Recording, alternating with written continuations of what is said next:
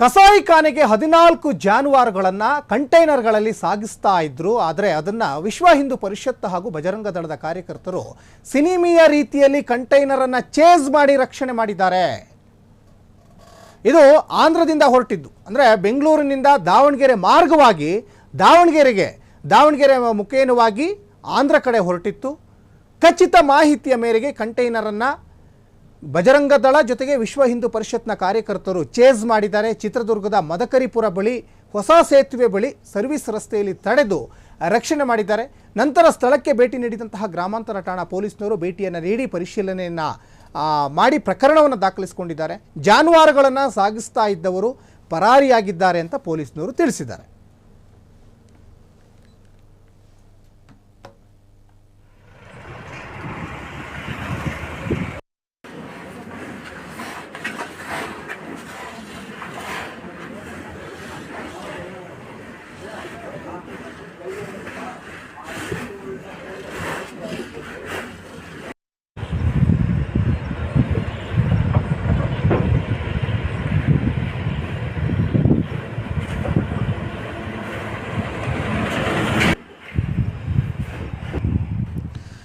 ಇತ್ತೀಚೆಗೆ ಕಸಾಯಿಖಾನೆಗಳಿಗೆ ಜಾನುವಾರುಗಳನ್ನು ಸಾಗಿಸ್ತಾ ಇರುವಂತಹ ಪ್ರಕರಣಗಳು ಯಥೇಚ್ಛವಾಗಿ ಬೆಳಕಿಗೆ ಬರ್ತಾ ಇದ್ದಾವೆ.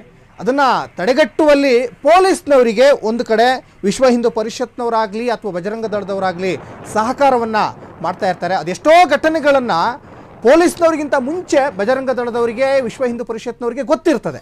ಅವರೇ ಪೊಲೀಸ್ನವರಿಗೆ ಮಾಹಿತಿಯನ್ನು ಕೊಡ್ತಾರೆ.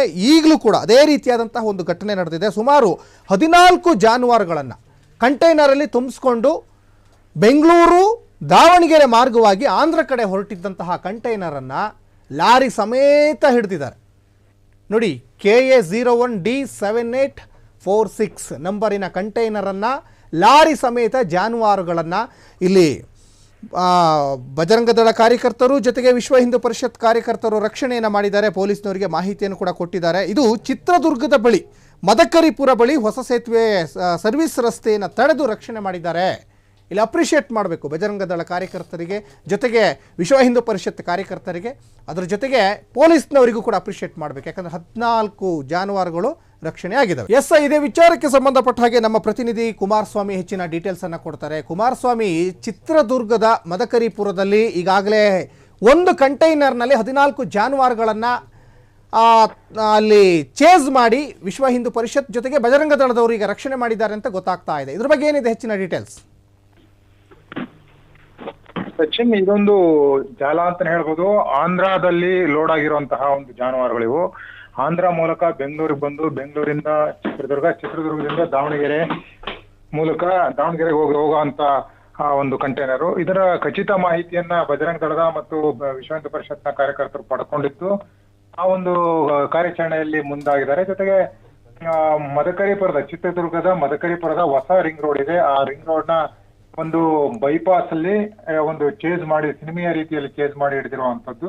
ಜೊತೆಗೆ ಪೊಲೀಸರು ಕೂಡ, ಗ್ರಾಮಾಂತರ ಠಾಣೆಯ ಪೊಲೀಸರು ಕೂಡ ಇದಕ್ಕೆ ಸಾಥ್ ನೀಡಿ ಒಟ್ಟಾರೆ 14 ಜಾನುವಾರುಗಳನ್ನ ಇವತ್ತು ರಕ್ಷಣೆ ಮಾಡಿದ್ದಂತಹ ಘಟನೆ ನಡೆದಿದೆ.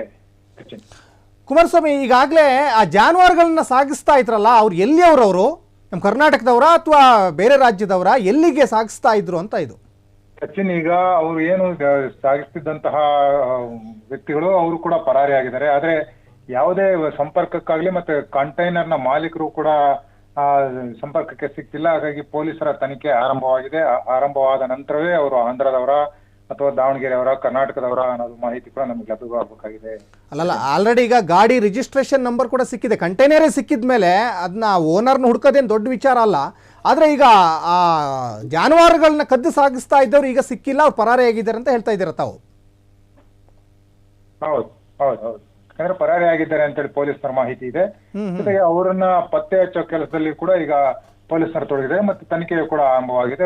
ಗ್ರಾಮಾಂತರ ಠಾಣೆಯಲ್ಲಿ ಪ್ರಕರಣವನ್ನು ದಾಖಲಿಸಿಕೊಂಡಿರುವಂತ ಪೊಲೀಸರು ಈಗ ಗೋವುಗಳನ್ನ ಯಾರು ಇದನ್ನ ಸಾಗಿಸ್ತಾ ಇದ್ರು ಮತ್ತೆ ಅದರ ಓನರ್ ಯಾರು, ಲಾರಿಯ ಕಂಟೈನರ್ ನ ಓನರ್ ಯಾರು ಅನ್ನೋದನ್ನು ಕೂಡ ಪತ್ತೆ ಮಾಡ್ತಾ ಇದ್ದಾರೆ. ಜೊತೆಗೆ ಏನು ಚಾಲಕರು ಮತ್ತು ಕ್ಲೀನರ್ಗಳಿದ್ರು ಅವರನ್ನು ಕೂಡ ಪತ್ತೆ ಮಾಡುವಂತ ಕೆಲಸಗಳು ಈಗಾಗಲೇ ಆರಂಭವಾಗಿದೆ.